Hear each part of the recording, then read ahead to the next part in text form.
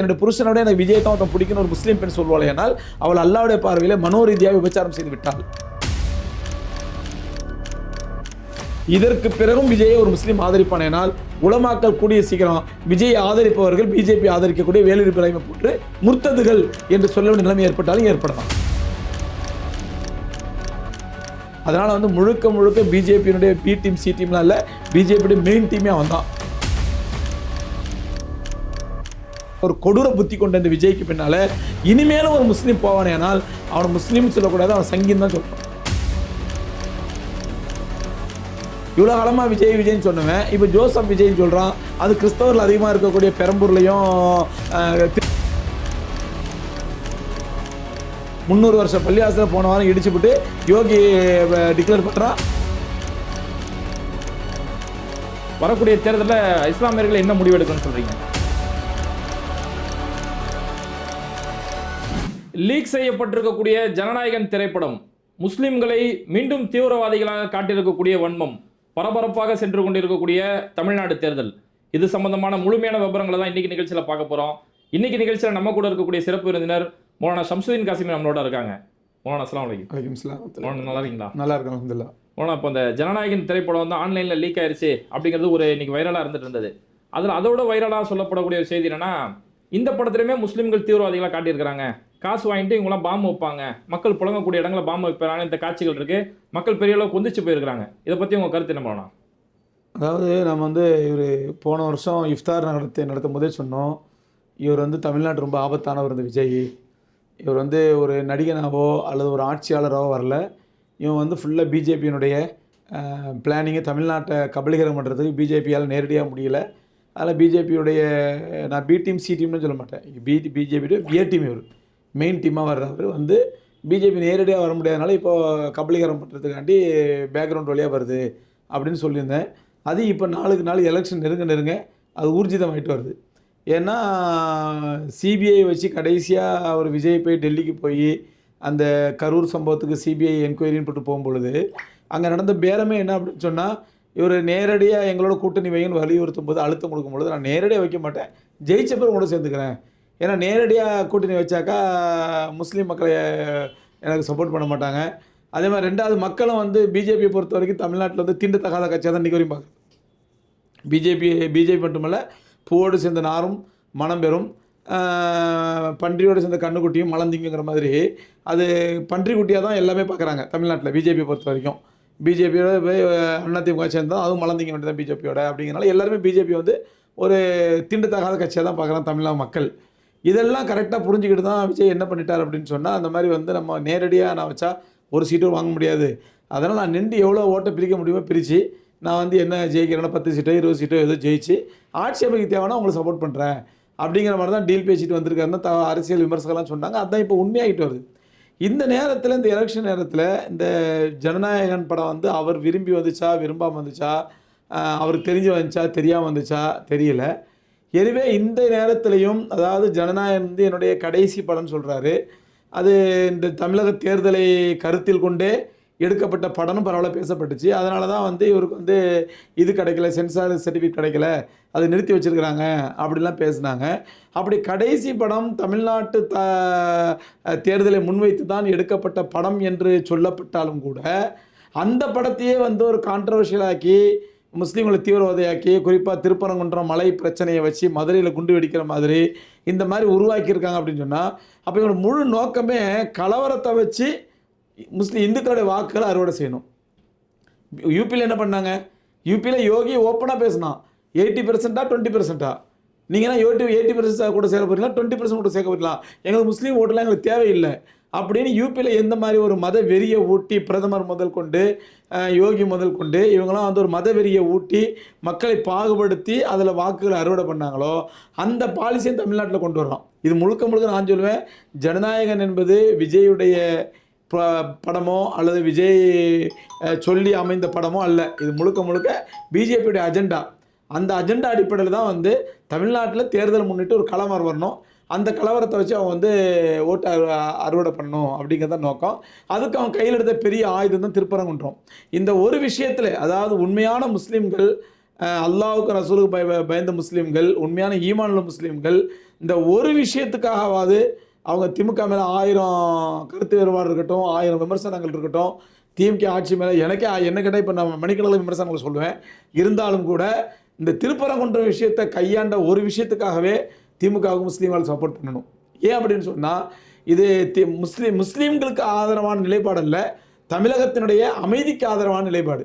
தமிழகம் ஒரு அமைதி பூங்கா அப்படிங்கிறதுக்காக திமுக அந்த அமைதி பூங்காவை தக்க வைப்பதற்காக திமுக எடுத்த ஒரு நிலைப்பாடு. அதில் முஸ்லீம்களும் ரொம்ப அறிவோடு நடந்துக்கிட்டாங்க. என்னென்னு சொன்னால் இப்போ பிஜேபிக்காரனுக்கு திருப்பரங்குன்றத்தில் அவன் ஜட்ஜாக இருக்கட்டும், அல்லது வந்து வக்கீலாக இருக்கட்டும், அல்லது முன்னாள் இருந்த கவர்னராக இருக்கட்டும், எல்லாத்துக்கும் என்ன கோவம்னா நீங்கள் இந்த விஷயத்தை முஸ்லீம்கள் ரியாக்ட் பண்ணலை.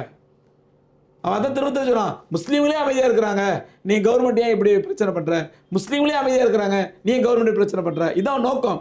அப்போ முஸ்லீம்கள் இதில் தெளிவாக இருக்கிறாங்க. கவர்மெண்ட் நியாயமாக இருக்கும் பொழுது நம்ம இதில் பெரிய விஷயம் ரியாக்ட் பண்ண வேண்டிய அவசியம் இல்லை, கவர்மெண்ட் பார்த்துக்கும் அப்படின்னு தெளிவாக இருக்கிறாங்க. ஆனால் இது அவனால் ஜீரணிக்க முடியல, பிஜேபியால் ஜீரணிக்க முடியல. என்ன பண்ணுறான், நான் எதிர்பார்த்த ஒன்று தானேடா, நீ கிளந்து எழுணும், நீ ஒரு ஆர்ப்பாட்டம் பண்ணணும், போராட்டம் பண்ணணும், அதில் நான் வந்து கலவரம் பண்ணணும், கத்தி தூக்கணும், 10 பைசா முறுக்கு பள்ளிவாசல் நொறுக்குன்னு கட்டணும், இப்போ துளுக்கனை வெட்டு துளுக்கசியை கட்டு நான் கத்தணும், நீ அதை வந்து ட்ரிகர் ஆகணும், ட்ரிகராக நீ போட்டுக்கணும், 2 பேர் கலவரம் நடக்குது, கலவரத்தை வச்சு நாங்கள் அறுவடை பண்ணுறோம். இதான் நோக்கமே. அதை ஒன்றுமில்லாமல் ஆக்கிட்டீங்களடா அப்படிங்கிறது தான் பிஜேபிக்கு முழு கோவம். அந்த கோவத்தை தணித்துக் கொள்வதற்கு அவர்கள் கையாண்ட கடைசி ஆயுதம் தான் இந்த ஜனநாயகங்கிறது. இல்லை, அந்த படத்தில் நல்ல முஸ்லீம்களும் காட்சிகள் காட்டுறாங்களே, அவங்க காட்டி ஆகணும்ல. முஸ்லீம்களை அறிவிட்ட முஸ்லீம்களை முட்டு கொடுக்க வைக்கிறதுக்காண்டி காட்டி ஆகணும்ல. நான் சொல்லுவேன், இதற்கு பிறகும் அந்த சினிமா மோகங்கிறத வச்சு பிஜேபிக்கு முட்டு கொடுத்தான்னா அவன் ஒரு முஸ்லீமே இல்லை. நான் தெளிவாக ஃபத்வாவே கொடுப்பேன், அவன் முஸ்லீமாகவே இருக்க முடியாது. இதற்கு பிறகும் இவ்வளோ ஆனதுக்கு பிறகும் முஸ்லீம்களை பல படங்களை இதுக்கு முன்னாடி பல படங்களை தீவிரவாதியாக காட்டியிருக்கான், பல படங்களை மோசமாக காட்டியிருக்கிறான். இந்த கடைசியாக நடந்த இந்த திருப்பரங்குன்ற மேட்டரை வச்சு மதுரையில் குண்டு வெடிக்கிற மாதிரி காட்டியிருக்கான், அது முஸ்லீம்கள் தான் வைக்கிற மாதிரி காட்டியிருக்கிறான். யாரோ ஒரு அப்பாய் கேட்குறாரு, இவ்வளோ மருந்து தான் நிறைய உயிர் போகுமே பாய் அப்படின்னு கேட்க, பாய் சொல்கிறாரு செத்தா சாவட்டும் அப்படிங்கிறான். அப்போ இதெல்லாம் வந்து எவ்வளோ பெரிய வன்மத்தையும் எவ்வளோ பெரிய ஒரு கொடூர சிந்தனையும் கொண்டது. இவ்வளோ முஸ்லீம்கள் மீது வன்மமாக இருக்கக்கூடிய முஸ்லீம்களை வச்சு பகடக்காயை வச்சு ஓட்டு அரசியல் வாங்க நினைக்கிற ஒரு கொடூர புத்தி கொண்ட இந்த விஜய்க்கு பின்னால் இனிமேலும் ஒரு முஸ்லீம் போவானேனால் அவன் முஸ்லீம்னு சொல்லக்கூடாது, அவன் சங்கின்னு தான் சொல்லணும். அவன் ஈமானை இழந்த மாதிரி தான் அர்த்தம். ஏன்னா ஒரு மூமினை பொறுத்த வரைக்கும் நீ எந்த அரசியல் கட்சியிலும் வந்துட்டு போ, நீ திமுக ஓட்டு போடு, காங்கிரஸ் ஓட்டு போடு, கம்யூனிஸ்ட் ஓட்டு போடு, திமுக அண்ணா திமுக ஓட்டு போடு, யாருக்குன்னா ஓட்டு போட்டு போ, அது பிரச்சனை இல்லை. நம்முடைய ஈமானா நம்முடைய வாழ்க்கையால் அரசியலான வரும் பொழுது ஒரு மூமின் ஈமானு தான் முக்கியத்துவம் கொடுக்கணும். அங்கே அரசியலுக்கு முக்கியத்துவம் கொடுக்காது. திமுகவே எனக்கு பிடிச்ச கட்சியாக இருக்கட்டும், ஆனால் அங்கே என்னுடைய ஈமானுக்கோ என்னுடைய இஸ்லாத்துக்கோ அங்கே ஒரு பங்கமாக வந்தால் அங்கே திமுக தூக்கி எரிஞ்சிட்டு என்னுடைய ஈமானத்தை முக்கியத்துவம் கொடுக்கும். அந்த மாதிரி ஏன் முஸ்லீம்களையும் பிஜேபிக்கு சப்போர்ட் பண்ணுறது இல்லை? அவன் நம்ம ஈமானை பறிக்க பார்க்குறான். நம்முடைய ஈமான் இல்லைன்னா இப்போ நரேந்திர மோடி எவ்வளோ நல்லதாக செய்யறான்னு நரேந்திர மோடி செய்யாமல் இருக்கிறான். தமிழ்நாட்டு பாரதிய ஜனதாலே எவ்வளோ நல்லவங்க தானே செய்வாங்க. அதனால் அதே ஒரு அரசியல் கட்சி அங்கீகரித்து முஸ்லீம் ஓட்டு போட்டு போக வேண்டியதானே. ஆனால் தமிழ்நாட்டு மக்கள் தீண்டத்தகாதவங்களை கருதுகிற மாதிரி தமிழ்நாட்டு ஒட்டுமொத்த முஸ்லீம்களும் 100 முஸ்லீம்களும் பிஜேபி வந்து ஒதுக்கப்பட்ட கட்சியாக தீண்டத்தகாத கட்சியாக ஏன் கருதுறானா, அவன் நம்ம ஈமானுக்கு ஆபத்து. அவன் ஏதோ அரசியல் கட்சி ஆட்சி பண்ணுறான், பாலிட்டிக்ஸ்க்கு வரான், எலெக்ஷன் நிற்கிறான், ஓட்டு வாங்க போகிறான், அது நான் 4ஆந்தர 3ஆந்தர அரசியல் கட்சி மாதிரி இல்லை, நம்முடைய ஈமானுக்கு எதிரான கட்சி. அந்த நிலையில் சற்றும் மாறுபடாத வித்தியாசப்படாத விஜய்க்கும் ஒரு முஸ்லீம் சப்போர்ட் பண்ணுவானால் அவன் பிஜேபி ஆதரிக்கக்கூடிய முஸ்லீமாக தான் இருப்பான். எப்படி வேலூர் இப்ராஹிம் மாதிரி அவன் இஸ்லாத்தோடு வெளியே போன முர்த்ததா தான் அவனை பார்க்குறோம். அவன் எத்தனை பேர் தொப்பி போட்டுதான் சரி, எவ்வளோ பேர் கோட்டு போட்டுதான் சரி, அவனை முர்த்ததா தான் முஸ்லீம் பார்க்குறாங்க, காஃபிராக தான் பார்க்குறாங்க.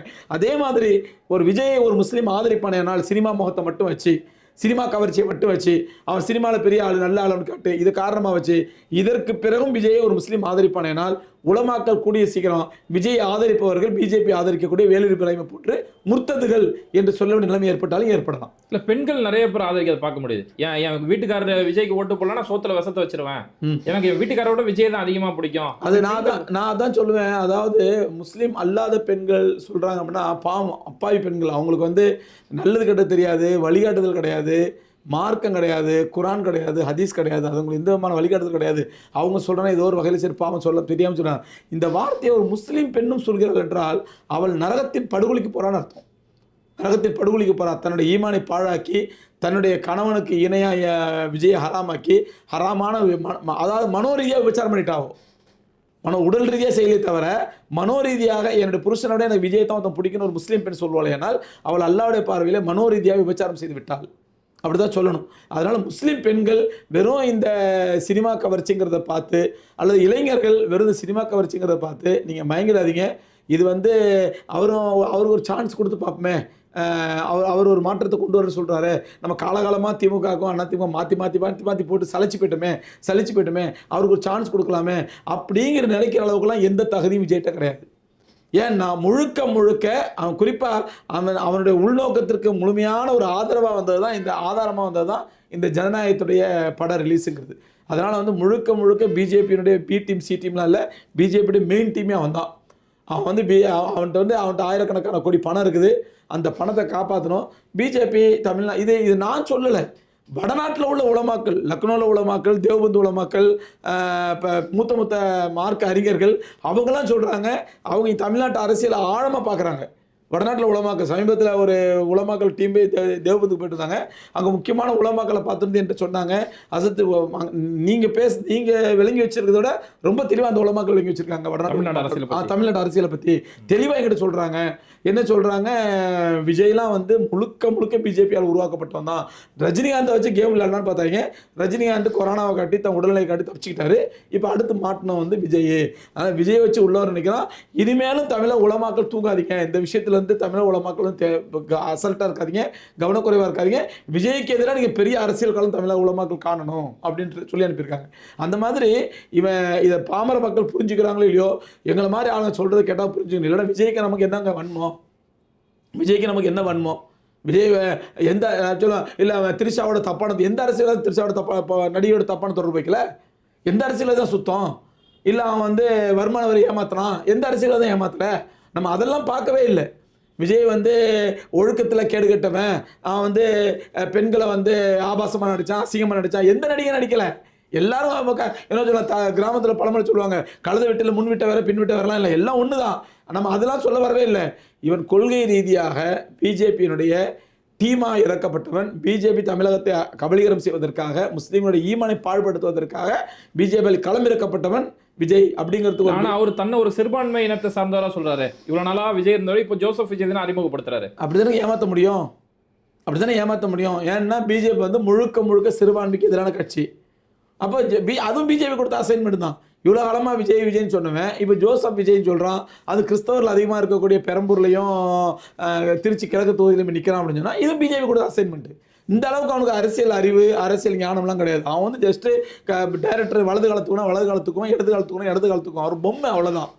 அவன் வந்து சினிமா நடிக்கிற ஒரு பொம்மை. டைரக்டர் எப்படி ஆட்டுவிப்பானோ அப்படி ஆடக்கூடிய பொம்மை. இவ்வளோ காலமாக ரீலில் ஆடுனா இப்போ ரியலாக ஆடுறான், அவ்வளோதான் வித்தியாசம். ரீலில் நடித்தான், பின்னாடி இருந்து ஒரு டைரக்டர் இயக்கணும், இப்போ பின்னாடி இருந்து பிஜேபி இயக்கிறான், அவ்வளோ வித்தியாசம். அவனை பொறுத்த வரைக்கும், விஜயை பொறுத்த வரைக்கும் சொந்தமாக பேசுவதற்கோ சொந்தமாக இயங்குவதற்கோ அவனுக்கு எந்த அறிவும் கிடையாது, எந்த நாலேஜும் கிடையாது. முழுக்க அவனை பின்னாடி இருந்து இயக்குவது பிஜேபி. இதுக்கு வரைக்கும் ஒரு டைரக்டருக்கு பின்னாடி இருந்து இயங்கினா, இப்போ பிஜேபி பின்னாடி இருந்து இயங்குறான், அவ்வளோ வித்தியாசம். சரி மேடம், இப்போ அந்த திருப்பரங்குன்றம் பிரச்சனையாக இருக்கட்டும், நீங்கள் குறிப்பிட்ட மாதிரி இப்போ புதுசாக அந்த கேந்திர வித்யாலய பள்ளிகளில் இந்த இந்தி திணிப்பு கூடிய சீக்கிரமே மும்மொழியை கொண்டு வர போகிறோம் அப்படின்ட்டு இருக்காங்க. இப்போ ஏற்பட்ட சூழ்நிலை தமிழ்நாட்டை டெல்லி இந்த அளவுக்கு ஆக்கிரமிக்கக்கூடிய நேரத்தில் வரக்கூடிய தேர்தலில் இஸ்லாமியர்கள் என்ன முடிவு எடுக்கணும்னு சொல்கிறீங்க? இஸ்லாமியர்கள் நம்ம சொல்லி தான் முடிவு எடுக்கணும்னு இல்லை, மாஷா அல்லாஹ் அவங்க தெளிவான முடிவில் இருக்கிறாங்க. ஒரு சில மார்க்கம் தெரியாத, இஸ்லாம் தெரியாத, மார்க்கம் தெரியாத, கல்லூரியில் கல்லூரி படிப்பை மட்டும் படித்து ஃப்ரெண்ட்ஸோட என்ஜாய் பண்ணிக்கிட்டு ஊர் சுற்றிக்கிட்டு தண்ணி அடிச்சுக்கிட்டு கஞ்சா அடிச்சுக்கிட்டு இருக்கக்கூடிய முஸ்லீம் பேர்தாங்கி இளைஞர்கள் இனிமேலாக தௌபா செய்யுங்க. உங்களுடைய நல்லொழுக்கத்தை கற்றுக்குங்க. நல்லொழுக்கத்தை கற்றுக்கிட்டு நம்முடைய ஈமான், அல்லாஹ் கொடுத்த ஈமான் முக்கியம் நினைங்க. அந்த ஈமானை பாதுகாக்க வேண்டும் என்றால் இங்கே திமுக தான் ஆதரிச்சாகணும். ஏன்னு சொன்னால், இல்லைன்னு சொன்னால் அது ஏடிஎம்கே, திமுக மாற்றி ஏடிஎம்கே கபலீகரம் பண்ணிட்டான். அடுத்து மாற்றா நினைக்கக்கூடிய கட்சி டிவிக்கே மறைமுகமாக கபலீகரம் பண்ணிட்டான். வேறு வழியே இல்லை முஸ்லீம்களுக்கு. அப்போ இங்கே வந்து நான் திரும்ப அதான் சொல்கிறேன். எனக்கு இப்போ ஸ்டாலினை பற்றி பேசணும்னு சொன்னால் 1 மணி நேரம் விமர்சனம் எடுத்து வைப்பேன். ஸ்டாலின் மேலே, உதயநிதி ஸ்டாலின் மேலே 2 மணி நேரம் விமர்சனம் எடுத்து வைப்பேன். திமுக செஞ்ச ஊழலை பேசுவேன் 3 மணி நேரம் உட்காந்து பேசுவேன். இப்போ எனக்கு நான் திமுகவுடைய கைக்கூலியோ இல்லை திமுக எனக்கு காசு கொடுத்தோ இல்லை, திமுக பற்றி ஆயிரக்கணக்கான விமர்சனங்கள் இருக்குது. அந்த விமர்சனங்களுக்கெல்லாம் அப்பாற்பட்டு தான் சொல்கிறேன், இந்த எலெக்ஷன் ஒரு ஊழல்வாதியை ஒதுக்கிறதுக்கோ அல்லது வந்து ஒரு அரசியல்வாதியை நல்ல ஆட்சியாளர் தேர்ந்தெடுப்பதற்கோ அல்லது ஒரு மாற்று வேணுங்கிறதுக்காண்டியோ அல்லது வாய்ப்பு கொடுத்தா பார்க்கலாமே அப்படிங்கிற சூழ்நிலை அல்ல. முஸ்லீம்கள் தமிழ்நாடு மாதிரி அமைதி பூங்காவா நிம்மதியாக தொழுதுகிட்டு வணங்கிக்கிட்டு அவங்க இஸ்லாத்தை ஃபாலோ பண்ணிக்கிட்டே இருக்கணுமா, இல்லை யூபி மாதிரி தினம் செத்து பிழைக்கணுமா என்பது தீர்மானிக்கக்கூடிய தேர்தல். அதனால தான் முஸ்லீம்களோட சொல்கிறோம், முஸ்லீம்களே இது நாம் ஈமானோடு வாழ வேண்டியதான் முக்கியம். இல்லைன்னு சொன்னால் இன்றைக்கி யூபியில் வந்து நினச்ச நேரத்தில் நினச்ச பிள்ளைசில் அடிக்கிறோம். 300 வருஷம் பள்ளிவாசலை போன வாரம் இடிச்சுவிட்டு யோகி டிக்ளேர் பண்ணுறான். ஏன்னா கண்ட இடத்துல பள்ளிவாசல் கூட உங்கள் அப்பா வீட்டு சொத்தா இது? கண்ட இடத்துல பள்ளிவாசல் கூட உங்கள் அப்பா 300 வருஷமாக இருக்குது பள்ளிவாசல். அது என்னவா ஒழுங்கான டாக்குமெண்ட் இல்லையா? அது என்ன பண்ணுறாங்க, கவர்மெண்ட் இடம் இது அப்பா மூட சொத்தா? அந்த மாதிரி வெறிப்பேச்சு வெடிச்சது மட்டும் இல்லாமல் இது உங்கள் அப்பா மூட சொத்தா, அவங்க கண்ட இடத்துல பள்ளிவாசல் கட்டுறதுக்கு இது அரசாங்க சொத்து அப்படின்னு சொல்லி திமிரோடு பேசுறது, ஆணவத்தோடு பேசுறது, முஸ்லீம்களுக்கு கூனி குறுகி போய் நிற்கிறது, தங்களுக்கு கிடைக்க வேண்டிய நியாயமான ஹக்கை கூட நியாயமான உரிமை கூட கிடைக்க முடியாமல் அவங்க அப்படியே கூனி குறுகி போய் வாழக்கூடிய நிலை தமிழகத்தில் வரணும்னு சொன்னால் முஸ்லீம்கள் விஜய்க்கு ஓட்டு போடுங்க. இல்லையா தயவு செஞ்சு நான் குறிப்பாக முதியவர்களால் வந்துலாம் பெரியவங்களாம் தெளிவாக இருக்கிறாங்க, இளைஞர்களை தான் நான் சொல்கிறேன், தயவு செஞ்சு நீங்கள் முஸ்லீம்களாக வாழுங்க, மோமின்களாக வாழுங்க. நம்ம ஒரு அற்பமான ஒரு சினிமா கவர்ச்சிக்கு பயந்து ஆசைப்பட்டு அவனுடைய சினிமா மோகத்துக்கு ஆசைப்பட்டு அவன் கையங்காலையும் ஆட்டுறதை பற்றி ஏமாந்து நம்ம ஈமானை இழந்துடக்கூடாது என்பதுதான் முஸ்லீம் இளைஞர்களுக்கு நான் வைக்கக்கூடிய தாழ்மையான வேண்டுகோள். சரிங்க மோனா, இந்த ஒரு குறுகிய நேரத்தில் தமிழ்நாடு அரசியல் சம்பந்தமான பல்வேறுபட்ட நிகழ்ச்சியில் தெளிவுபடுத்துறீங்க. நிகழ்ச்சியில் கலந்துட்டு ரொம்ப நன்றி. கண்டிப்பாக அடுத்த நிகழ்ச்சியில் சந்திப்போம். அஸ்ஸலாமு அலைக்கும். வலைக்கம். இது மாதிரி வீடியோக்களை தொடர்ந்து பார்க்குறதுக்கு மறக்காமல் பேட்டை டிவியை சப்ஸ்கிரைப் பண்ணிவிட்டு இந்த வீடியோக்களை உங்கள் நண்பர்களுக்கு அதிகமாக ஷேர் செய்யுங்க. இணைந்திருப்போம். பிஸ்மில்லா அரபிக் அகாடமி. வீட்டில் இருந்தபடியே குர்ஆனை அரபு மொழியில் படித்து புரிந்து கொள்ள வேண்டுமா? முஸ்லிம் மற்றும் முஸ்லிம் அல்லாதவர்கள், ஆண்கள், பெண்கள், வயது வரம்பு கிடையாது. கல்வி தகுதி தேவையில்லை. திறமை வாய்ந்த அனுபவமிக்க ஆசிரியர்களை கொண்டு வகுப்புகள் நடத்தப்படுகிறது. 3 மாதத்தில் குர்ஆனை சிறந்த முறையில் கற்றுத்தரப்படும். மேலும் விவரங்களுக்கு கீழுள்ள எண்ணை அணுகுங்கள்.